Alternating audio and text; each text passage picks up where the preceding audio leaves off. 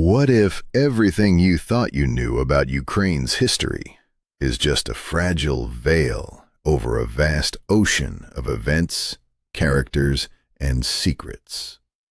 What if the textbooks and documentaries you trusted barely scratched the surface of the astonishing twists that shaped this land's fate? What hidden forces turned this crossroads of civilizations into the cradle of the first powerful East Slavic state? The answers lie buried beneath layers of time, waiting to shatter the illusions of the familiar. Friends, be sure to subscribe to my Quiet History channel, like it, and leave a comment of at least 7 words. This is necessary for the channel to function. Share this video with others if you think it's important. Thank you.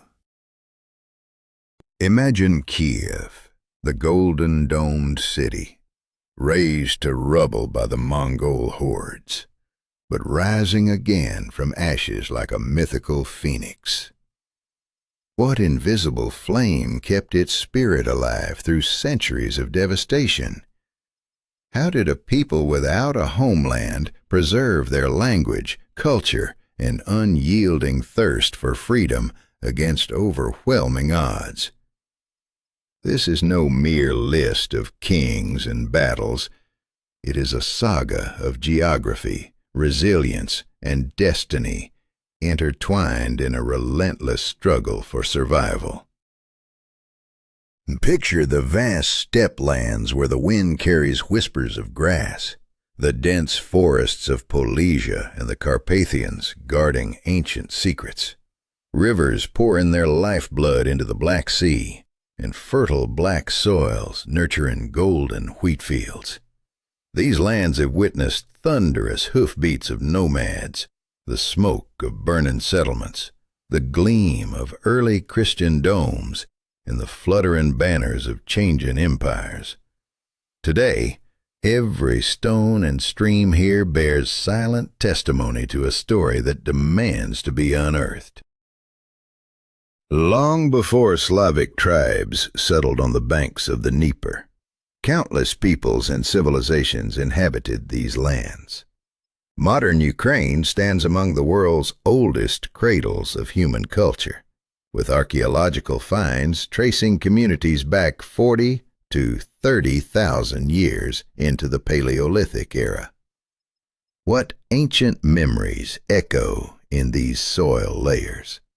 What choices did those early inhabitants make that still ripple through time? In the 4th and 3rd millennia before Christ, the Tripillian culture blossomed here, one of Europe's earliest farming civilizations. Their proto-cities sprawled over hundreds of hectares, hosting up to 15,000 souls. They cultivated wheat and barley, raised livestock, and crafted pottery of breathtaking beauty.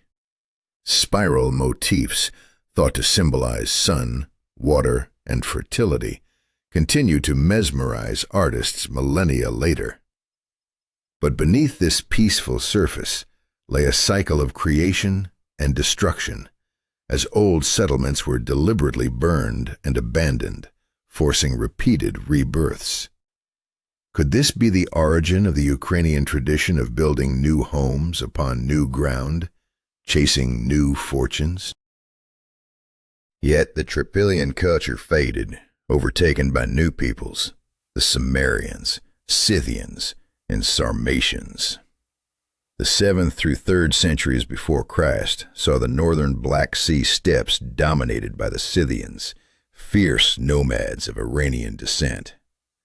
Herodotus, the father of history, chronicled their customs, religion, and way of life in chilling detail. Masters of horseback archery, their mounted warriors struck terror into neighbors and rivals alike. They forged a formidable political union, shaping the destiny of the steppe and beyond.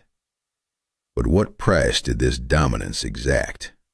What shadows lingered behind their triumphs? As these waves of peoples clashed and merged, Every decision carved a path that could never be undone. Each battle won or lost, each city razed or razed, echoed through generations, molding a nation's soul. The fate of Ukraine was written not just in stone and blood, but in the irreversible choices of individuals and peoples caught in the relentless tide of history. And now, as we unveil their story, the question remains: who ultimately holds the power to shape the future when the past is so fierce and unforgiving? What happens when empires rise from the shadows of forgotten steps?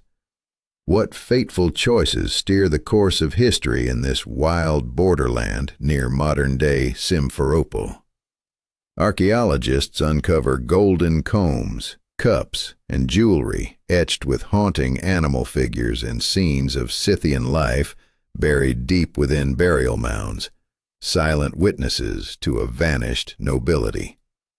But these artifacts are just whispers before the storm of shifting powers begins. Imagine the crackle of leather saddles, the thunder of horses' hooves, the clang of metal swords, and the acrid smoke rising over campfires. This was the Scythian stan. Men in pointed hats and embroidered coats, swords hanging crooked at their waists, women draped in long garments adorned with bronze and gold plaques, families rolling in felt-covered wagons across the endless steppe. Vast herds of horses, cattle, and sheep churned up dust clouds as if the earth itself trembled beneath their passage. But this fragile world was on the edge of upheaval. Who were these silent neighbors in the northern forests of Ukraine, called the Nuri by Greek colonists? Were they the ancestors of Slavs or Balts, their identity blurred by time and conquest? Around the Black Sea coast, Greek colonies like Polis, Olbia, Chersonesus, Ponticopi, Theodosia, and Tyrus flourished as beacons of Mediterranean civilization, casting their influence over the restless tribes nearby. But such cultural exchanges often portend seismic shifts. The turning point came in the early centuries of the Common Era, when the Scythians were displaced by the Sarmatians. Then, in the 4th century, the Goths, Germanic tribes migrating southward, swept through the region. Their arrival was no gentle transition but a violent clash of worlds, and soon the Hun hordes from Central Asia burst forth, triggering the cataclysmic migration period that would reshape Europe forever. Amidst this relentless upheaval, the 6th and 7th centuries marked the dawn of a new epoch, the rise of the Slavs. Chronicled by the monk Nestor in the 12th century Tale of Bygone Years, these tribes spread across vast Eastern European lands, forging tribal unions that would lay the foundation of nations. But who were they, truly? What drove them to seize this moment while empires crumbled around them? Within the lands of modern Ukraine, Slavic tribes settled. The Polans in the middle Dnieper basin near Kiev, the Drevlians in the northern Polesia, the Severians along the Desna, Same, and Sula rivers, the Ulichs and Tiverians in the southwest near the Dniester, and the White Croats in the Carpathians. Each tribe preserved unique customs, dialects, and ways of life, yet they shared a common identity, a unity forged in survival and soil. Slavs were farmers, tending fields of wheat, rye, barley, millet, oats, peas, and flax. They raised cattle, hunted game, fished, and practiced forest beekeeping. The hum of crafts, pottery, blacksmithing, weaving, woodworking, filled the air. their villages clustered by rivers or lakes where water, fish, and trade routes converged. Homes were small wooden houses with thatched or shingled roofs, centered around hearths that warmed and nourished the heart of each household. But even as life flourished, shadows lurked beyond the horizon. Their world was deeply spiritual, rooted in pagan worship of nature's forces. Perun, god of thunder and war. Dazbog, god of sun and fertility. Veles, protector of livestock and commerce. And Makash, goddess of fertility and women's crafts. Sacred groves held idols where sacrifices were made. Priests and sorcerers guided rituals, foretold fate, and healed wounds. Their calendar followed the cycles of sowing and harvest, marked by fierce festivals, Kolyada, Maslenitsa, Kupala, and Obzhinki, celebrations charged with hope and dread. But what of the invaders from afar? Archaeological and written records reveal another wave, primarily Swedes, yet possibly other Scandinavian peoples, who brought their own ruthless ambitions. Their arrival would ignite conflicts that forced the Slavs to confront existential choices, to resist, to assimilate, or to vanish beneath the tides of history. Every decision carried consequences beyond reckoning, shaping the fate of Eastern Europe for centuries to come. Who truly held the reins of power in the birth of a nation? Was it conquest or invitation that shaped the destiny of the ancient Slavs? In the year 862, weary of endless tribal wars, the Slavic and Finno-Ugric tribes reached beyond their borders, summoning the Varangian leader Rurik and his brothers to govern them.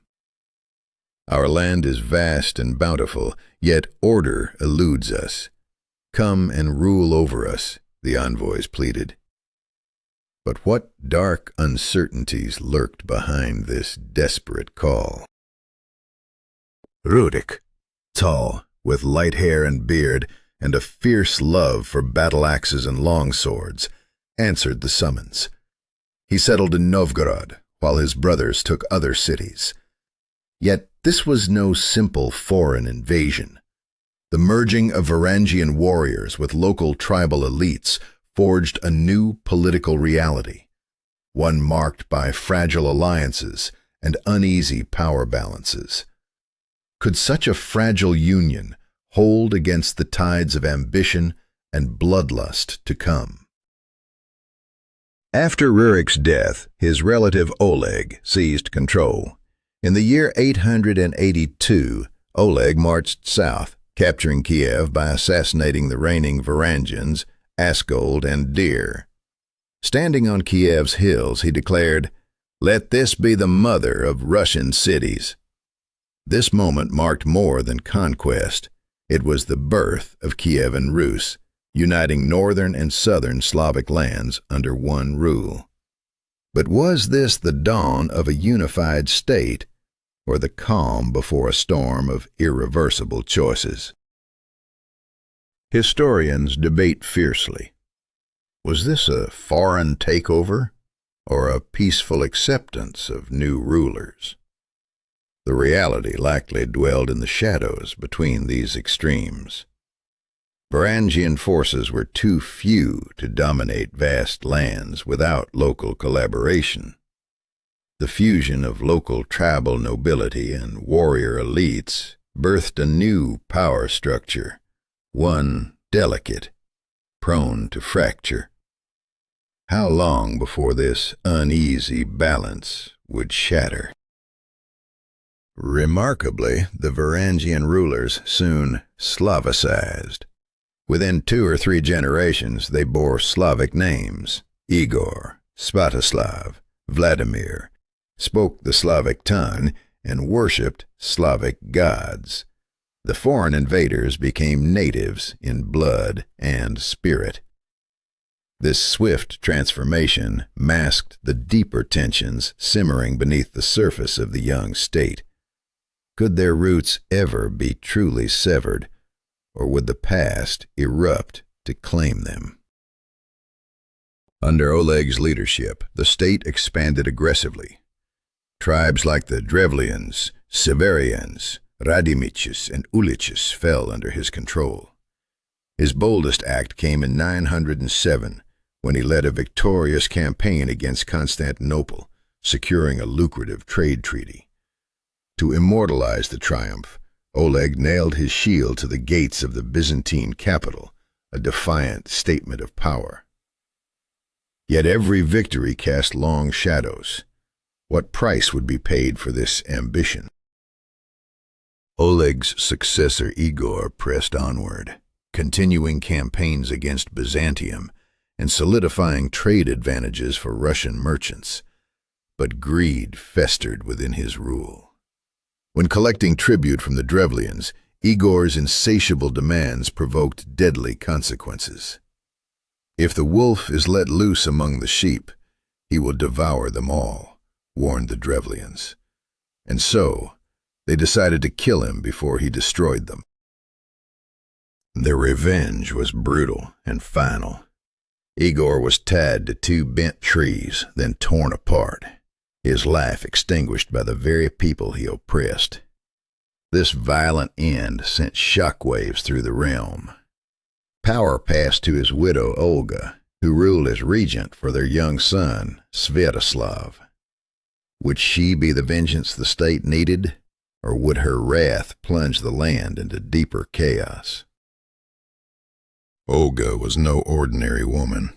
Sharp, cunning, and far-sighted, she avenged Igor's death with ruthless precision. Her fourfold retribution for the Drevlians was a dark legend.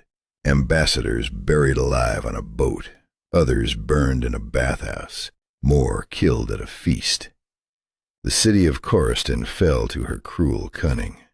She demanded tribute of 3 pigeons and 3 sparrows from each household, tied burning cloth to their legs, and set them free. The birds returned home, setting the city ablaze.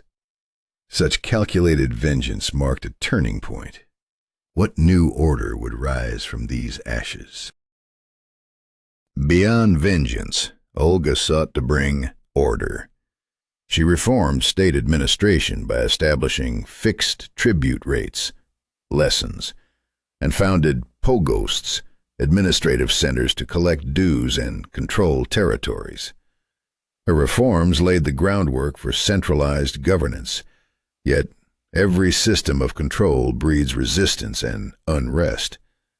How long before the fragile peace would fracture under the weight of power's demands? Thus, from the call of desperate tribes to the brutal consolidation of the state, Kievan Rus was shaped by fateful choices shadowed by violence, ambition, and the haunting fear of obliteration. Each decision carved a path from chaos to order, but at what cost? The echoes of these irreversible acts still resonate through history, reminding us that empires are built not only on conquest, but on the fragile human will to endure. What if a single decision could alter the fate of an entire civilization? Could the fear of change doom a kingdom? Or could a ruler's bold choice ignite a new era?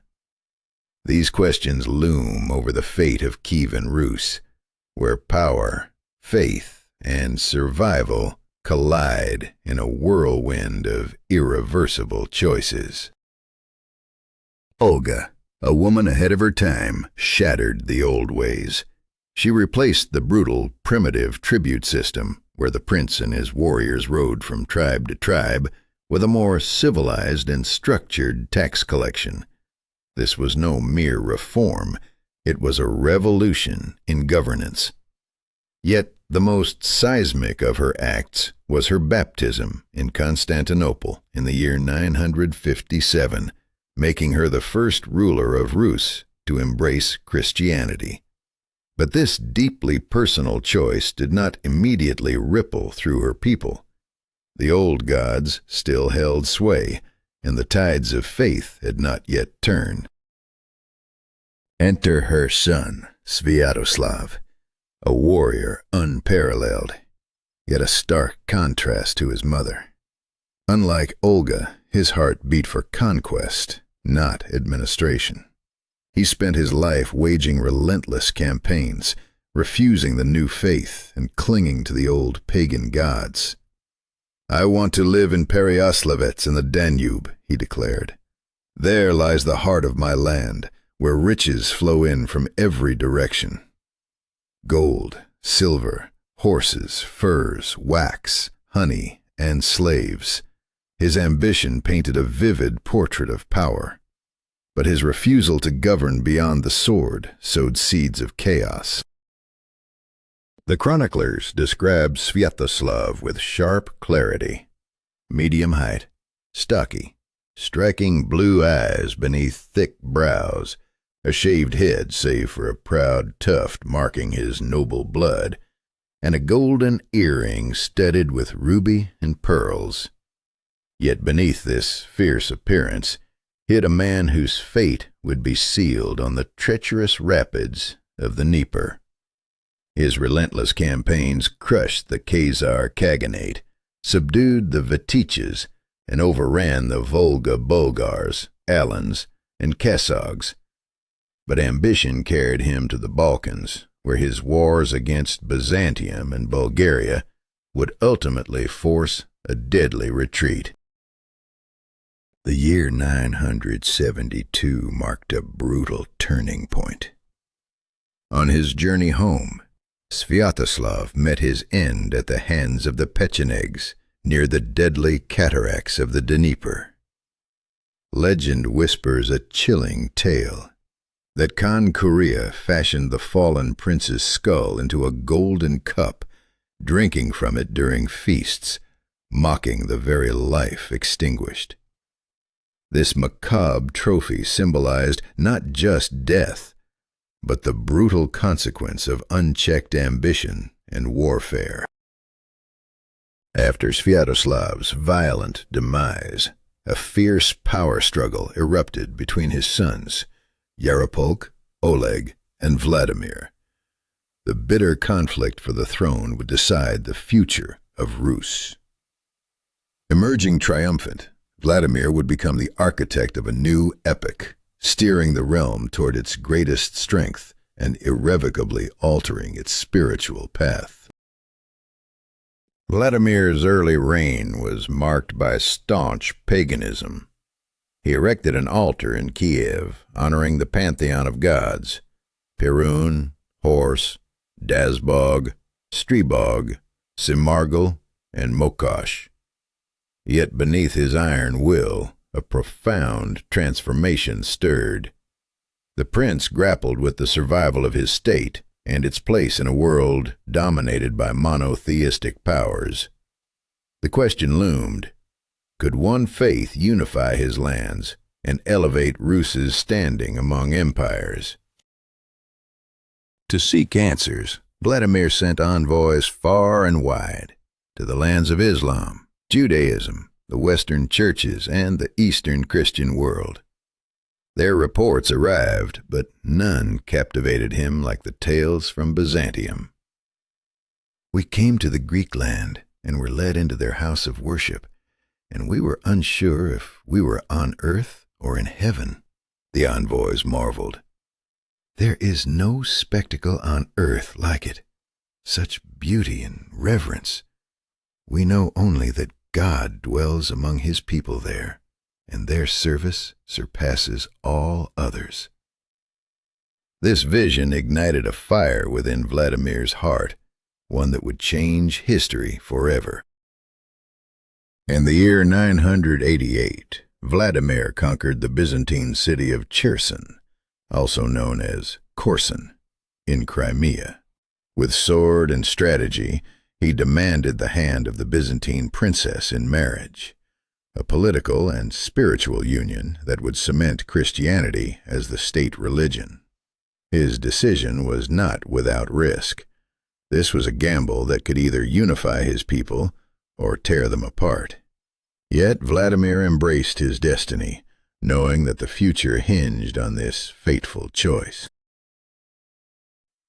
Under Vladimir's rule, Kiev blossomed into a city of stone palaces and grand churches, epitomized by the majestic St. Sophia Cathedral. Its golden domes shimmered under the sun. Ancient mosaics and frescoes told stories not only of biblical miracles, but also of princely courts and forgotten wars. Light filtered through tiny windows, casting an eerie green glow that filled the sacred halls with mystery and reverence. The walls themselves whispered silent chronicles of a civilization reborn. The ripples of Vladimir's conversion extended beyond faith. They shaped the destiny of Eastern Slavs for centuries. The choice to embrace Christianity was more than spiritual. It was a calculated act of statecraft, a move to elevate Rus on the world stage and to forge a new identity. Yet the weight of this decision still presses upon us. How many lives were forever altered by this turning point? How fragile is the balance between power, belief, and survival in the face of history's relentless currents? What happens when a great leader tries to bind a sprawling empire, only to unleash chaos by dividing it? Yaroslav the Wise, famed not just as a warrior but as a visionary, transformed Kiev into a beacon of culture and law. He established the first library in Rus, founded schools to educate noble children, and authored the first legal code, Rus Justice, that would govern Eastern Slavic lands for centuries. Yet, was this foundation strong enough to endure beyond his reign? Imagine the sounds of medieval Kiev, the scratch of quills on parchment, pages rustling in the dim light, young voices chanting psalms, the solemn toll of church bells calling the faithful to prayer. This was the heartbeat of a city reborn under Yaroslav's rule, a cosmopolitan hub alive with merchants, scholars, and craftsmen from distant lands. The massive walls with towering gates, especially the Golden Gates, guarded a bustling metropolis where every street echoed with life. But could this vibrant city withstand the storms gathering beyond its walls? Yaroslav's diplomatic genius reached beyond borders. His daughters became queens, Anna in France, Elizabeth in Norway, Anastasia in Hungary. His marriage to Ingigerd, daughter of the Swedish king Olaf, wove Kiev into the fabric of European power. Yet these alliances, meant to secure peace, foreshadowed a delicate balance that would soon unravel. What price would Kiev pay for such entanglements? After Yaroslav's death, his fateful decision to divide the realm among his 5 sons set a course toward fragmentation. He urged them to live in harmony and obey their eldest brother, Izyaslav. But the bonds of blood shattered quickly. Rivalries ignited fierce internecine wars. Why destroy the Rus land with endless strife while the Polovtsi rejoice as we tear ourselves apart? Pleaded the revered monk Theodosius from the Pechersk monastery. The warning echoed through the halls of power. Would it be heeded? In the year of our Lord 1097, the princes gathered in Lubeck, hoping to halt the bleeding of their fatherland. They proclaimed that each would hold his own patrimony, reinforcing the divisions instead of healing them. This council, meant to unite, ironically cemented the disunity, turning the land into a patchwork of competing fiefdoms. How long before this fragile peace would fracture completely? As the princes bickered, a relentless menace grew on the southern steppes. The Polovtsi, fierce Turkic nomads who replaced the Pechenegs. Their raids burned villages, stole cattle, and dragged captives to the slave markets of Crimea. The agricultural heartlands of Kiev Rus were under constant threat, their people terrorized and enslaved. Could the fractured princes rise above their disputes to defend their homeland? In 1113, a beacon of hope emerged. Vladimir Monomach ascended the throne of Kiev. A grandson of Byzantine Emperor Constantine IX Monomachos, his imperial lineage granted him unique authority. He called the princes to unite against the Polovtsi, leading successful campaigns that pushed the nomads back. For a brief moment, the dream of a united Rus flickered once more. But was this unity strong enough to withstand the tides of history? Vladimir Monomach's reign, and later his son Mstislav the Great's, marked the last chapter of relative unity for Kiev Rus. The looming shadows of succession disputes and external threats grew darker with each passing year. In his heartfelt teachings to his children, Monomach warned of the perils that lay ahead. But could these lessons prevent the inevitable unraveling of a once mighty realm? The story of Kiev Rus is a saga of towering ambition and tragic mistakes, where each decision rippled through generations. The choices of Yaroslav and his heirs, meant to secure peace and prosperity, became the seeds of division and decline. In the end, does history remember the wisdom of a ruler, or the fractures that follow in his wake? The echoes of their fateful decisions still resonate across the centuries, haunting the land they once ruled. What happens when once unified lands fracture into shards of rival power? When mighty rulers die, do their legacies crumble or ignite fierce new ambitions? After the death of Mstislav in 1132, the vast state splintered irreversibly into a constellation of principalities.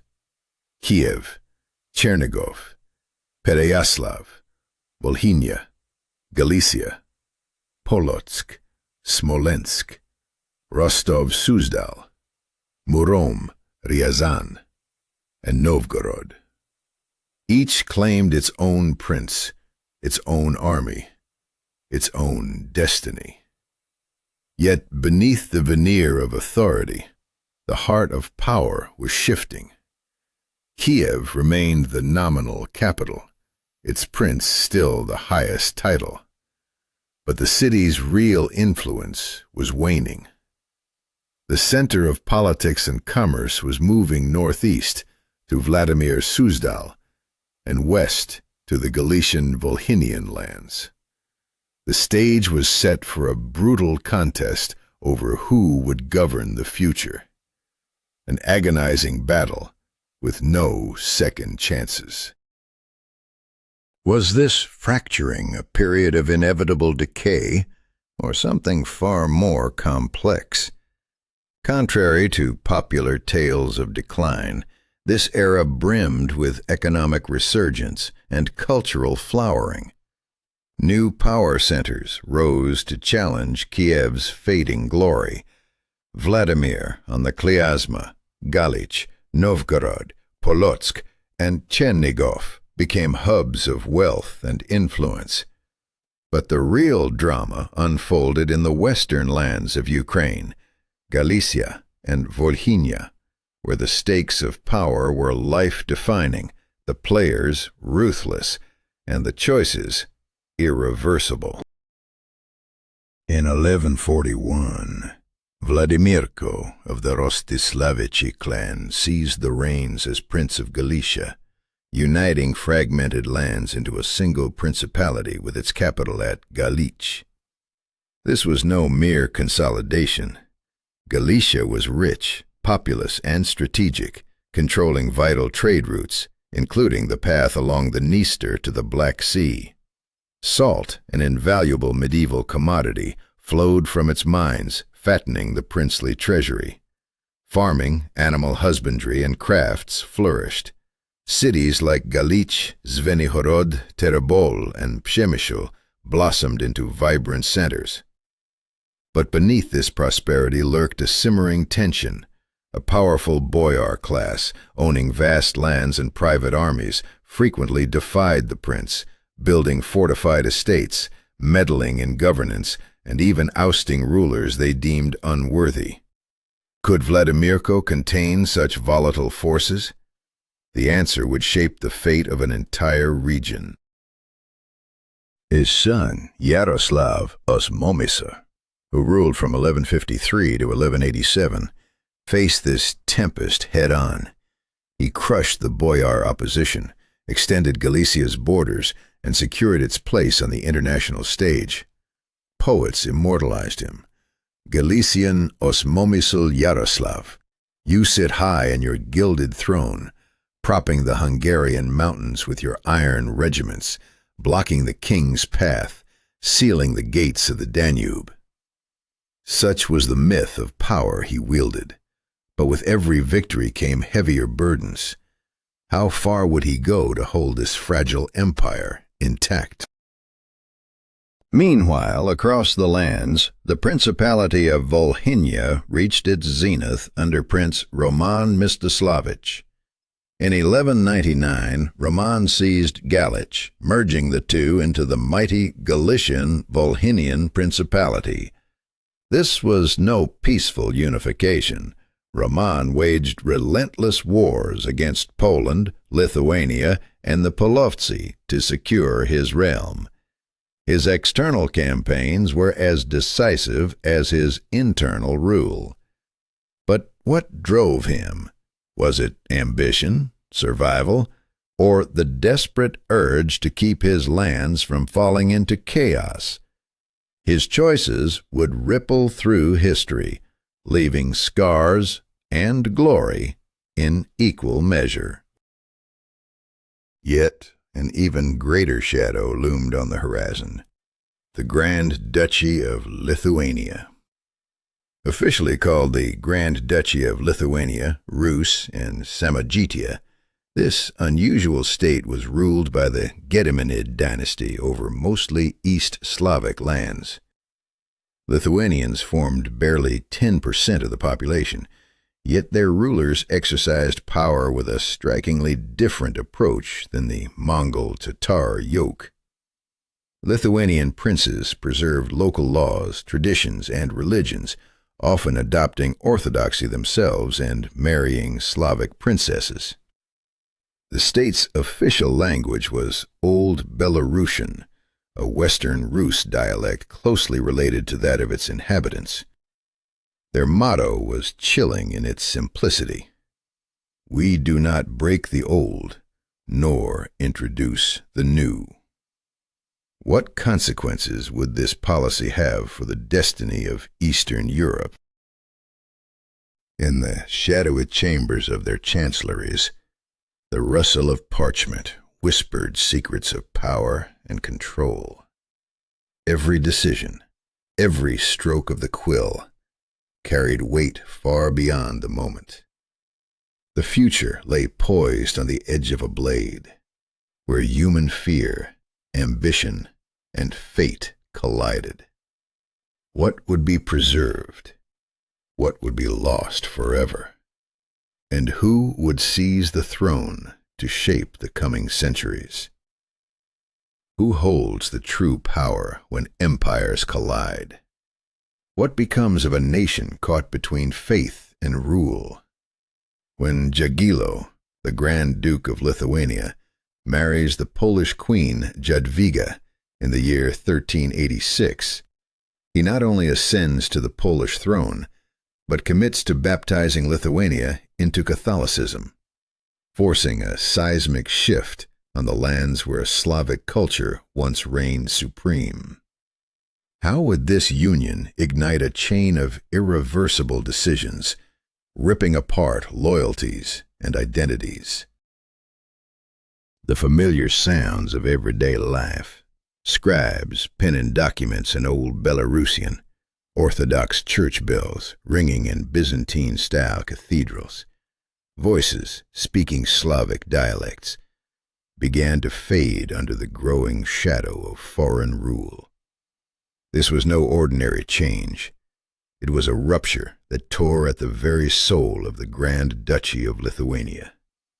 Resistance bubbled under the surface, led by Witold, Jagiello's own cousin, who refused to bow fully to the Polish crown. What price would be paid for clinging to independence in a storm of political upheaval? After years of fierce power struggles, Witold secured de facto independence for Lithuania, recognizing Jagiello's supremacy only in name. From 1392 to 1430, under Witold's iron hand, the Grand Duchy reached its zenith, stretching from the Baltic Sea all the way to the Black Sea. Fortresses rose on the southern borders, sentinels against the relentless Tatar raids. Yet as the mighty stood tall, unseen forces stirred beneath the surface, forces that would soon challenge the fragile peace Witold had carved. The year 1410 marked a turning point with the Battle of Grunwald, where united Polish and Lithuanian forces under Jagiello and Witold crushed the Teutonic Order. This victory halted German expansion into Eastern Europe, safeguarding the region's future, for a time. But even triumph carried a shadow. After Witold's death, Lithuanian sovereignty began to wane. Polish influence tightened its grip, Catholic clergy gained privileges, and the Orthodox were pushed to the margins. How long could these deepening divides be ignored before erupting into open conflict? In one of the darkest moments, the year 1434 saw a rebellion flare up, led by Scythian and backed by Orthodox nobility. It was a desperate attempt to reclaim lost ground, but it was crushed, leaving wounds too deep for the Grand Duchy to heal easily. The echoes of that defeat rang through the decades, feeding a growing unrest that would soon reshape the fate of entire peoples. Then came the year 1569, and the signing of the Union of Lublin, an act that bound Poland and Lithuania into the single commonwealth known as the Polish-Lithuanian Commonwealth.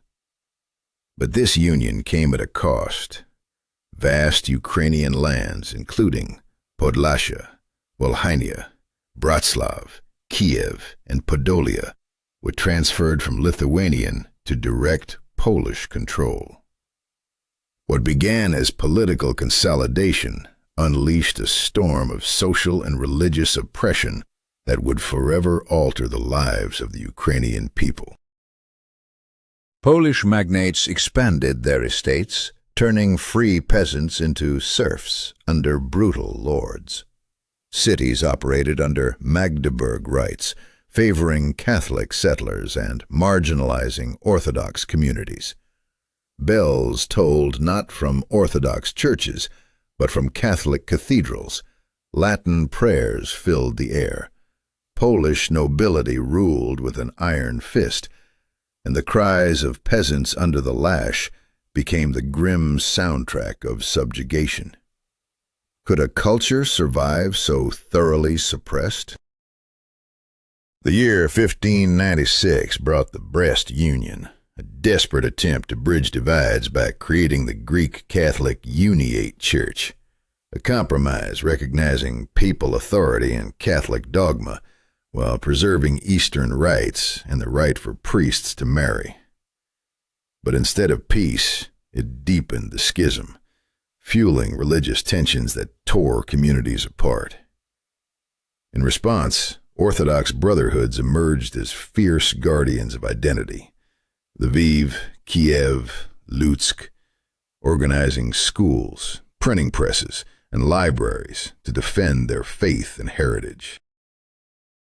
Among these defenders stood the Kiev Mohila Academy, founded in 1600 by Prince Konstanty Ostrogsky and Metropolitan Petro Mohila. This institution became a beacon of knowledge, teaching philosophy, theology, rhetoric, and grammar, nurturing the roots of Ukrainian culture amid the winds of suppression. But knowledge alone could not shield a people from the tides of history. The pen scratched furiously across parchment. Students whispered Latin prayers, while beyond the walls, the battle for identity raged on, unresolved and relentless. What happens when the fate of a nation hangs in the balance between freedom and oppression?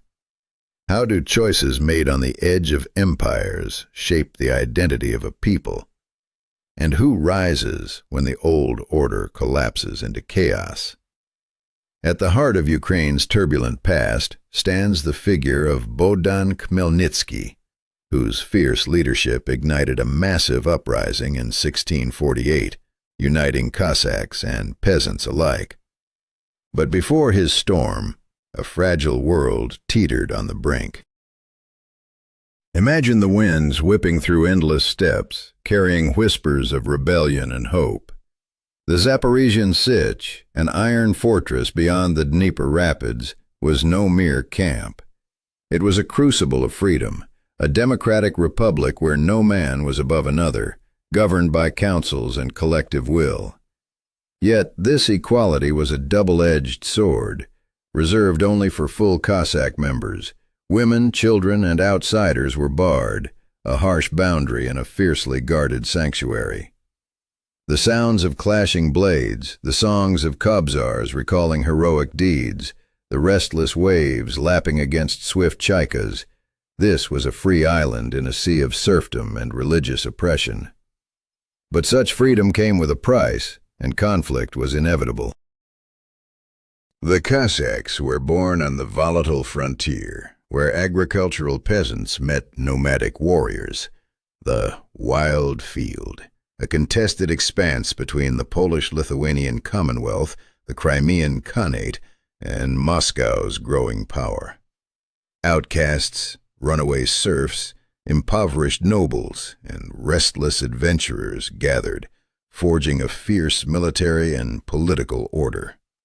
Their raids struck fear into Turkish and Tatar lands. Their chaikas cut through the Black Sea like shadows of death. But the Commonwealth saw them both as protectors and threats, offering some privileges to registered Cossacks, while many remained rebellious, rising time and again in bloody revolts. The desperation of those uprisings echoed through the decades, from 1590 to the early 1700s, each crushed with brutal force, but none extinguishing the flame of resistance. The Kiev Mohila Academy, known as the Eastern European Oxford, echoed with the rustle of Greek declensions and the turning of ancient pages. Thousands of books, printing presses rolling out theological treatises and textbooks, formed the intellectual backbone of Ukraine's elite. Here, ideas of identity and nationhood fermented, even as the world outside convulsed with war and betrayal. Yet it was the Cossacks, rough, untamed warriors, who carried the heart of Ukraine's fight for independence. The contrast between scholars and soldiers underscored the urgency. Education without arms was powerless. Arms without vision, doomed. But what is freedom when caught in the jaws of empires? The Cossack Republic was a paradox, a realm of fierce independence yet exclusionary, a democracy among equals yet forged in blood and hardship. Its councils shaped destinies, but women, children, and non-members stood outside its walls, vulnerable to the brutal world beyond. Their world was a wave of violence and hope, a relentless push against the tide of foreign domination. Every choice, whether to rise, negotiate, or resist, carried irreversible consequences, molding not just battlefields, but the soul of a nation. As the 17th century unfolded, the uprising of 1648 under Bohdan Khmelnytsky shattered old alliances and birthed a new struggle for survival. The war cries of Cossacks, the groans of the wounded, the crackling flames consuming wooden settlements, all painted a grim symphony of ruin. Ukraine, once fertile and vibrant, was ripped apart by internecine strife and foreign invasions.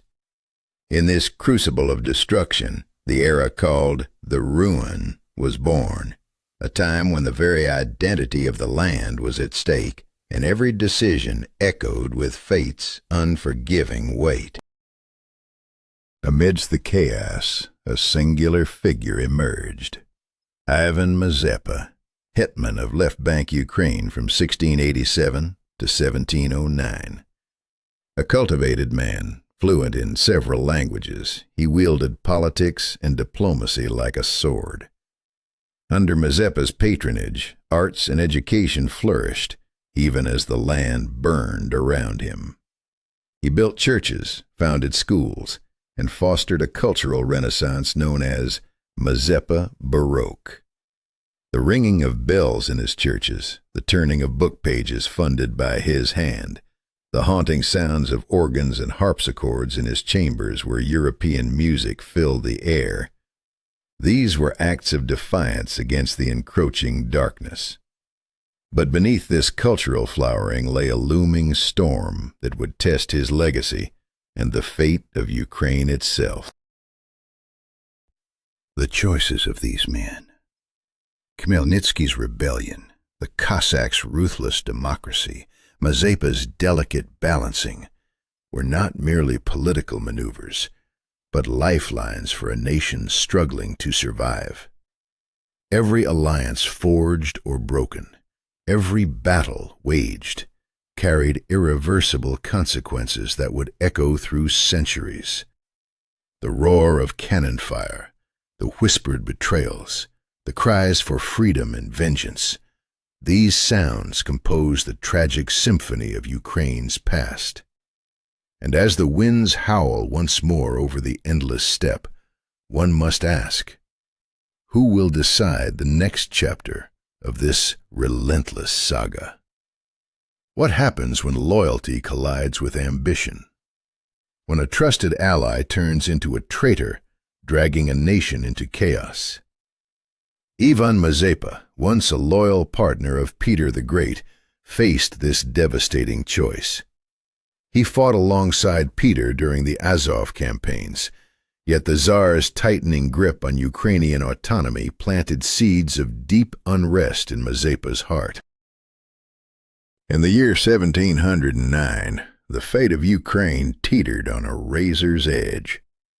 Swedish King Charles XII invaded Ukrainian lands, and Mazepa made a desperate gamble, switching allegiance to the Swedes, hoping to secure independence from Russia. This act of defiance sent shockwaves through the empire, but it was a gamble soaked in blood and ruin. The consequences were swift and brutal. Peter the Great ordered the complete destruction of the hetman capital Baturin, slaughtering every inhabitant. The deafening clash at the Battle of Poltava sealed the Swedes' fate. The Russian army crushed them mercilessly. Mazepa fled with Charles to the Ottoman Empire, his dreams extinguished in exile and death. But the nightmare for Ukraine was far from over. Peter's response to betrayal was merciless. He tightened his stranglehold, establishing the Little Russian Collegium to control the hetman's every move. The Cossack elite transformed into Russian nobility, rewarded with land and serfs, while ordinary Cossacks lost privileges and peasants sank deeper into serfdom.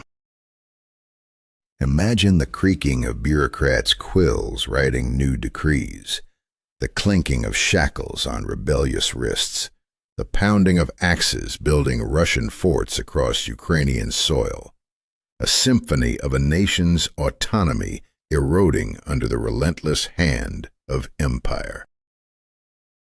By 1722, after the death of the last hetman, Ivan Skoropadsky, Peter refused to allow the election of a new leader.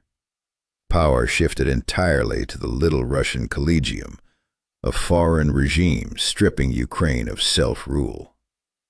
A brief flicker of hope came after Peter's death in 1727, when Danilo Apostol was named hetman, reviving autonomy for a fleeting moment.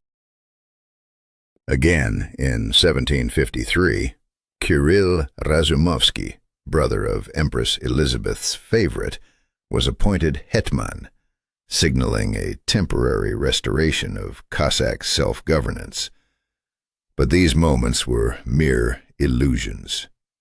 By 1764, Catherine the Great extinguished the hetmanate forever, her secret orders clear. Ukraine must be Russified, severed from its roots and identity. The final blow struck in 1775 with the liquidation of the Zaporizhian Sich. Its lands were handed over to Russian landlords, turning warriors into serfs. Some Zaporizhians fled to Ottoman lands, founding the Danube Sich, surviving until 1828. Others relocated to the Kuban, forming the basis of the Black Sea and later Kuban Cossack hosts. Meanwhile, on the right bank, the three partitions of the Polish-Lithuanian Commonwealth in 1772, 1793, and 1795 dragged those Ukrainian lands under Russian control. Only Galicia slipped into Austrian hands, splitting Ukraine between two empires and sowing the seeds of cultural and linguistic divergence that would haunt the nation for centuries. Yet, even in these grim times, a cultural renaissance stirred in the late 18th and early 19th centuries. Inspired by Europe's wave of national awakenings, Ukrainians embraced their language, history, and folklore with newfound pride. In 1798, Ivan Kotlyarevsky's Aeneid burst onto the scene in St. Petersburg, the first literary work in living Ukrainian, turning ancient heroes into villagers clad in folk costumes, speaking the common tongue. Readers erupted with laughter and recognition. Here were their legends, their people, their stories.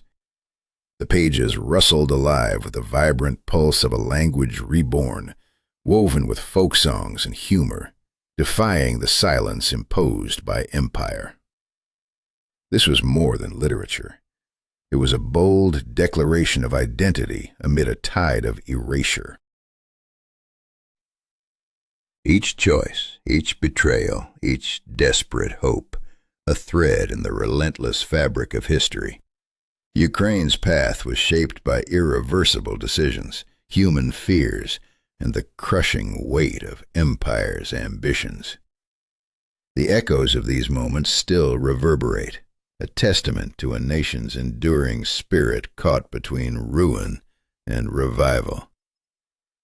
What does it mean to fight for a language and a culture under ruthless oppression?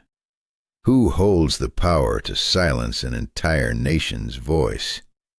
In the mid-19th century, the Russian Empire viewed the blossoming Ukrainian culture with deep suspicion and fear. In 1847, the brutal crackdown on the secret brotherhood of Cyril and Methodius shattered a bold dream, the liberation of Slavic peoples and the creation of a Slavic federation. Among the members were towering Ukrainian figures: historian Mykola Kostomarov, writer Panteleimon Kulish, and the poet Taras Shevchenko. But this was only the beginning of a tempest that would rage for decades. Taras Shevchenko, the heartbeat of Ukrainian national awakening. His verses in the collection Kobzar sang of Ukraine's heroic past, its lush landscapes, its customs, and, most daring of all, condemned social and national oppression. His words were a spark in the dark, a dangerous light to the Russian authorities. Arrested and exiled as a soldier to the desolate Orenburg province, he was forbidden to write or paint. Yet, even in chains, his soul cried out, "My God, protect my poor Ukraine from these insatiable predators, from these legions of hypocritical speechmakers drawn to our land. Is it our fertile soil or our defenseless peasants they seek to devour?" The price of defiance was cruel, and the storm was only gathering. The year was 1863. Pyotr Valuyev, the Russian Minister of Internal Affairs, issued a chilling decree. No books of scientific, religious, or educational content could be published in Ukrainian. His words were clear and brutal. There was no such thing as a separate Little Russian language, and there never could be. The noose tightened further in 1876 with the Ems Ukaz, an imperial edict from Alexander II, which forbade teaching or publications in Ukrainian altogether. Silent printing presses, silenced teachers, secretive whispers passing forbidden books under cover of darkness. This was the new reality. The empire sought to erase a culture, to crush a language at its roots. But resistance would not be silenced. From the shadows rose a constellation of Ukrainian intellects: Ivan Franko, Lesya Ukrainka, Mikhailo Kotsiubinsky, Mikhailo Drahomanov, Volodymyr Antonovich, voices united by conviction and fire. In the Austro-Hungarian lands of Galicia, Bukovina, and Transcarpathia, a different story unfolded. Here, Ukrainian schools flourished, newspapers and journals thrived, and cultural societies like Prosvita and the Shevchenko Scientific Society ignited hope. The bells of Ukrainian churches rang proud and clear, teachers spoke to children in their mother tongue, and political voices stirred national ambition.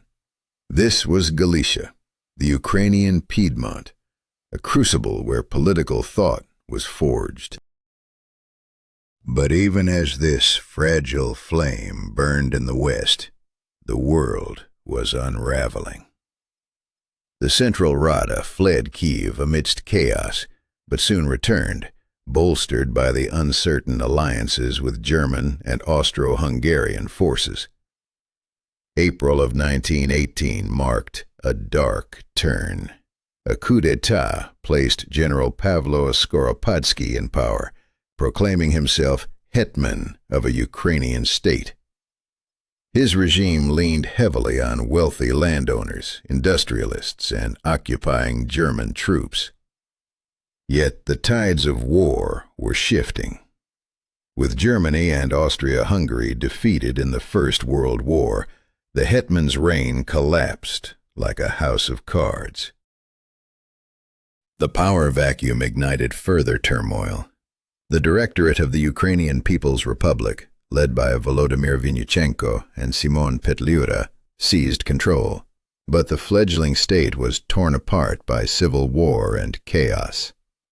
Meanwhile, in the western Ukrainian lands, the collapse of Austria-Hungary birthed the Western Ukrainian People's Republic, ZUNR. In January of 1919, a historic union was proclaimed, the Act of Unity, a symbolic and desperate declaration of Ukrainian solidarity. But beneath this hopeful proclamation lay a landscape fraught with conflict, betrayal, and impossible choices. The fate of a nation balanced on the edge of a knife. What defines a nation? Is it the land, the people, or the borders drawn by powerful forces beyond their control? From the Carpathians to the Don River, Ukrainian patriots envisioned a united homeland. Yet this dream shattered before it could take root. Two republics declared independence, but their union was soon reduced to a mere symbol. The harsh reality was a fragmentation of lands, carved up by emerging powers like Poland, Romania, and Czechoslovakia. The stage was set for a brutal struggle where fate would not be kind. As Bolshevik forces swept across the east, most Ukrainian territories were absorbed into the Soviet Union, birthing the Soviet Ukrainian Socialist Republic. But under this new regime came a relentless wave of collectivization and rapid industrialization, processes that masked a darker intent. The harvests failed, the countryside starved, and millions perished in the engineered famine known as the Holodomor from 1932 to 1933. Was it mere neglect, or a calculated weapon against Ukrainian identity? The silence of deserted villages and the agonizing cries of starving children answer in haunting echoes. Imagine the creaking of carts carrying the dead, the whispered fear in homes where truth dared not escape lips, and the invisible hand of terror tightening its grip. This was Ukraine during those harrowing years, a nation suffocating under the weight of forced hunger and repression, its people silenced by the very government that claimed to protect them. But the nightmare was far from over. Then came 1939, when the secret Molotov-Ribbentrop Pact divided Eastern Europe like a dark chessboard. Soviet troops marched into Western Ukraine, igniting a new chapter of occupation. Barely 2 years later, Nazi Germany unleashed Operation Barbarossa, plunging Ukraine into the horrors of German occupation, mass executions, especially of Jews, widespread destruction, and brutal exploitation. The land became a crucible of clashing armies and ideologies, where survival demanded impossible choices. Within this chaos, diverse armed groups fought not only foreign invaders, but also each other. Soviet partisans battled alongside the Ukrainian Insurgent Army, the UPA, loyal to the nationalist organization of Ukrainian nationalists, while the Polish Home Army pushed its own agenda. Front lines blurred into a tangled web of conflict, betrayals, and shifting alliances. Blood soaked the soil as civilians were trapped between these violent currents, their fates sealed by decisions made far beyond their control. As the war ended, so too did Western Ukraine's brief autonomy, absorbed finally into the Soviet Ukrainian Republic. Reconstruction began amid the ruins, but so did a merciless crackdown on nationalism and the remnants of the UPA. Then, in 1954, Crimea was annexed to Ukraine, ostensibly a gift marking the 300th anniversary of the Pereyaslav Rada. Yet beneath ceremony lay cold pragmatism. Economic and logistical reasons dictated this transfer, binding the peninsula to Ukraine's mainland through infrastructure and strategy. The post-war years echoed with the roar of industry. Factories churned out tractors, turbines, and rockets. Fields of grain whispered under the sun as collective farms labored to feed a recovering nation. Cities rose from rubble, buzzing with the energy of reconstruction and Soviet ambition. Ukraine transformed into an industrial powerhouse, a jewel in the USSR's crown. Yet, Beneath the surface, a quiet unrest simmered. By the 1960s and 70s, a new resistance emerged, not on battlefields, but in the hearts and minds of artists, poets, and intellectuals.